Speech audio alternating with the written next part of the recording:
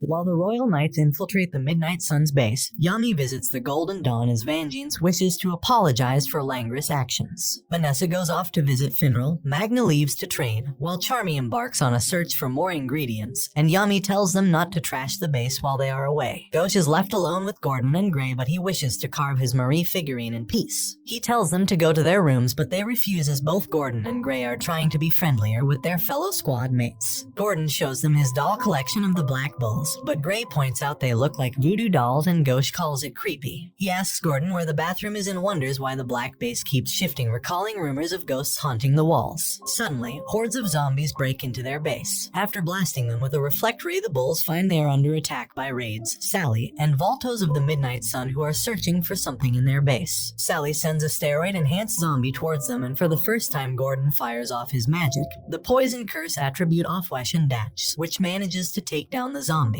Sally tries to intervene atop her salamander, but Gray has a new trick up her sleeve, transforming her salamander into solid ice, allowing Ghost to smash it with a reflect ray. However, Voltos summons number 0, Mikhail Caesar, a powerful zombie created by combining the corpses of 2 former Magic Knight captains. It blasts them away, allowing Voltos and several zombies to infiltrate the base. Gordon and Gray struggle to get up. Gordon recalls being isolated due to the nature of his magic, while Gray remembers struggling being able to show her true self. But now they have a reason to fight for their beloved squad, the Black Bulls. Ghost stands with them, and together they stand against the Midnight Sun. Suddenly, their base violently shifts and trembles, and a strange white-haired man emerges from a door. The white-haired man tries to introduce himself, but everyone is exasperated by how slowly he talks. Raids tries attacking him, however he dodges it by shifting the entire base. In a flashback, the man is shown to have a disease that keeps him bedridden. Yami recently made a Magic Knight captain and asks if his base can be used as a hideout. Abandoned by his parents and with nothing left to lose, he agrees, but only when he dies. Yami refuses this condition, and when the Black Bulls move in, he manages to secretly borrow their magical power to keep on living.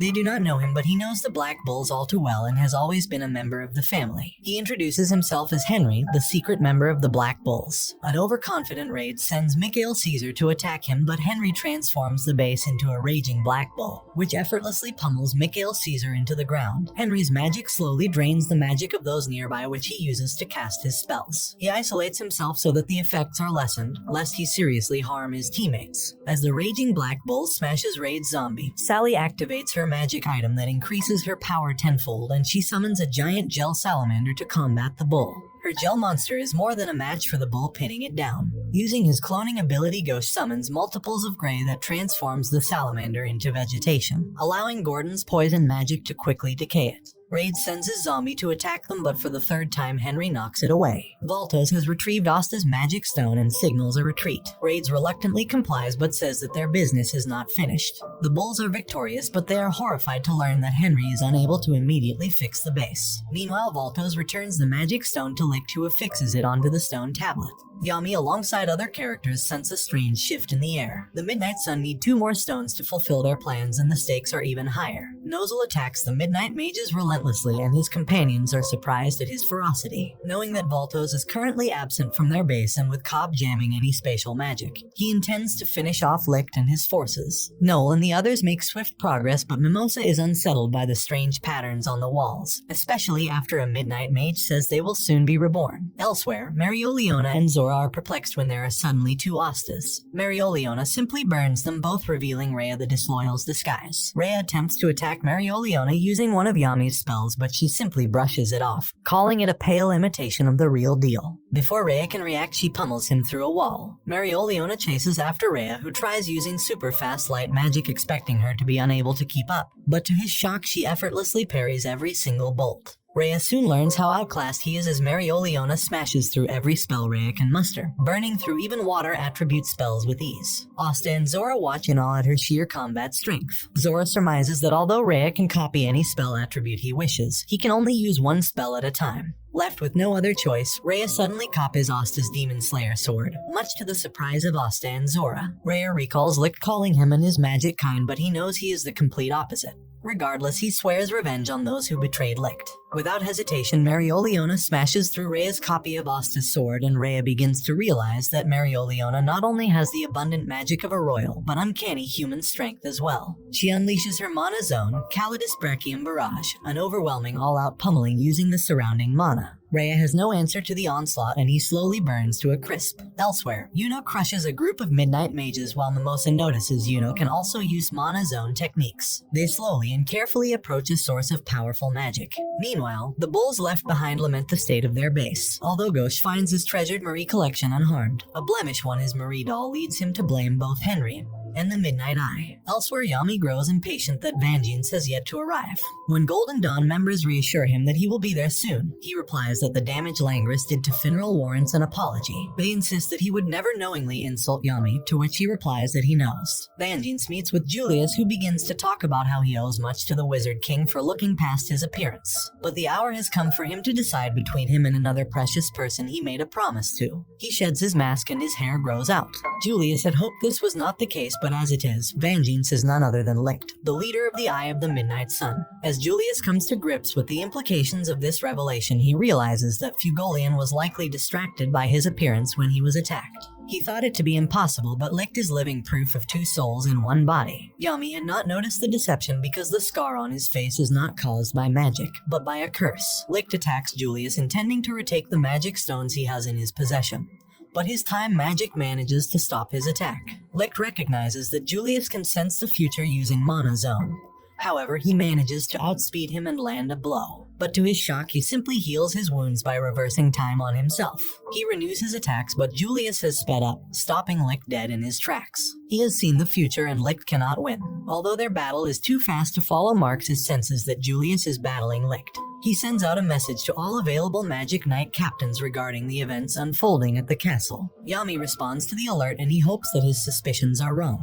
Licht is frustrated that none of his attacks seem to stop Julius, who has increasingly become accustomed to his speed. He realizes that Julius isn't even trying to fight back, as he does not want to harm Vangeance's body. He tries to find his grimoire, and Julius points above to a swirling mass of pages, a coverless grimoire. Julius had always wondered what his purpose was in life for acquiring such a rare kind of magic, and throughout his journey he has come to an answer. He is the Wizard King sworn to protect the Clover Kingdom and her people. A desperate Licht instead decides to target the people themselves and begins amassing a powerful barrage of light swords across the entire kingdom, emulating the same attack that killed his people on that fateful day. Julius recalls his experience as a magic knight and the vast injustice he observed between the arrogant and self-serving nobles and the oppressed, lethargic peasants. He observed a magic knight, Zora, whom he held great respect for as a model magic knight. However, upon hearing his former comrades jeer Zora's death, his outrage at this injustice grew. Thus he strove to become the Wizard King to mend the differences between the classes, and hoped that through great effort gradual change would follow. Julius activates a massive time reversal spell over the entire kingdom, completely stopping Licht's attack.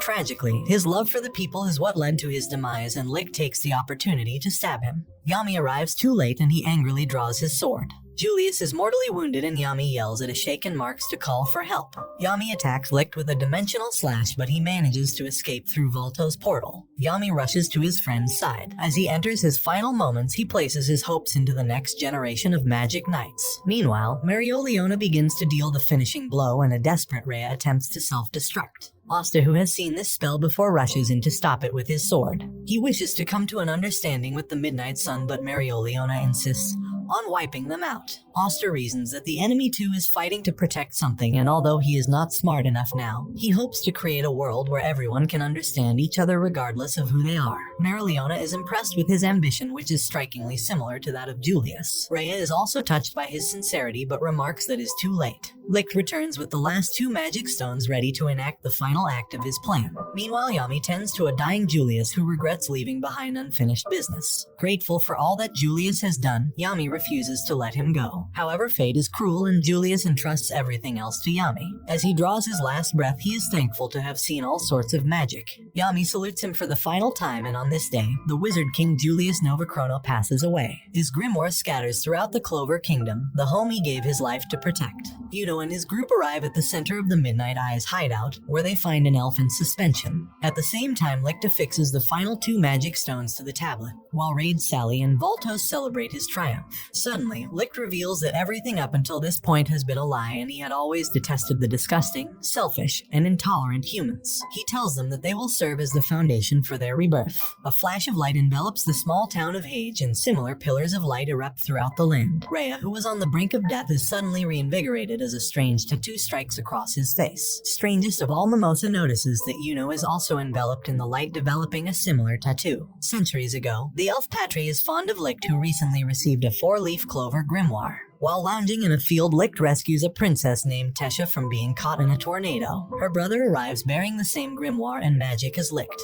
They soon become fast friends, and although some elves look upon them with suspicion, they generally look favorably upon them as they also wish to coexist peacefully with elves. A romance blooms between Licht and Tesha, and they are soon with child. On their wedding day, they are viciously attacked by light magic, exterminating them. A vengeful Patry blames the human mage. In their final moments, Licht performs a forbidden spell reincarnating the souls of the elves throughout the land. Patry awakens, finding himself in a human body with the features of Licht. Realizing that he alone can bring about the resurrection of his kin, he reclaims his 4-leaf grimoire and dedicates his life to save his kin. He amasses sufficient magic to resurrect Rhea, Veto, and Fauna, but to bring back their entire race, he plans to use the power of the magic stones and a great number of live sacrifices. Raids, Sally, and Voltos are in disbelief at this betrayal, as Licht intends to use them as fuel to bring back his true comrades. The three die as their souls are forcibly ripped out and the cogs begin to turn in Licht's grand scheme. It is also revealed that Yuno is one of the many reincarnated elves. The Royal Knights infiltrating the Midnight Sun's base are horrified and confused when their enemies begin to crumble away into dust. Across the kingdom, citizens watch with concern over the growing light at the skull of Hage. The light soon subsides, but Gray points out that Gauche is glowing.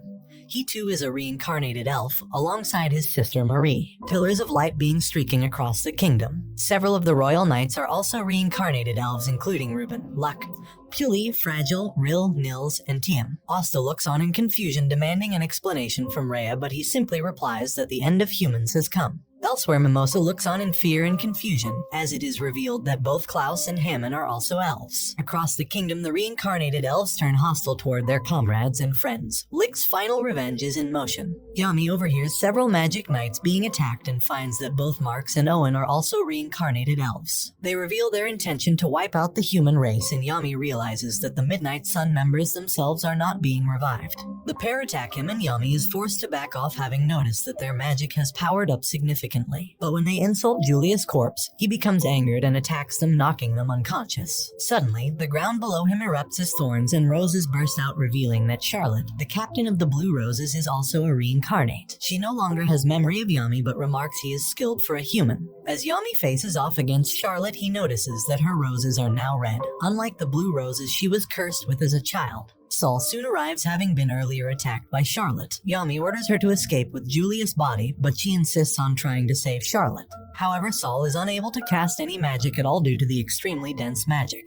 Forced to face her own helplessness, she begs Yami to save her dear sister. After sending her off, Yami fires off a dimension slash against Charlotte's vine spear, hoping to take her down alive. Their attacks appear evenly matched, but Charlotte's vine spear overpowers Yami's dimension slash. However, she does not emerge unscathed and she is forced to retreat. He instructs Saul to rescue whoever he can and reminds her to take care of the thing he entrusted her with. Meanwhile, the destruction caused by the reincarnated elves has released Gelder, the former captain of the Purple Orcas, out of prison. He runs into Rivchai the Chain Magician, a disgraced member of the Purple Orcas. Their hostile reunion is short-lived when they both realize they were both stopped by Asta. Suddenly, a reincarnated elf arrives and the two work together to subdue him. Elsewhere, Noel is attacked by the reincarnated Luck, forcing Kirsch to defend them from their assault. Noel is frozen in place, trying to comprehend why Luck is attacking her. She remains sluggish, frustrating Kirsch. Asta, Zora, and Marioliona now have to deal with a significantly powered-up Rhea. Although he was moved by Asta's sincerity, he has resolved never to trust a human again. Rhea is now able to use multiple spell attributes at once, which spells trouble for the Royal Knights. A reincarnated Rill soon arrives, calling himself Lyra, who is overjoyed to see Rhea. Asta, Zora, and Marioliona are visibly confused, unaware of the events that have transpired. The pair attack the Royal Knights, however, a clever smokescreen from Zora allows Asta to slash Rill, but to their surprise his anti-magic does not work.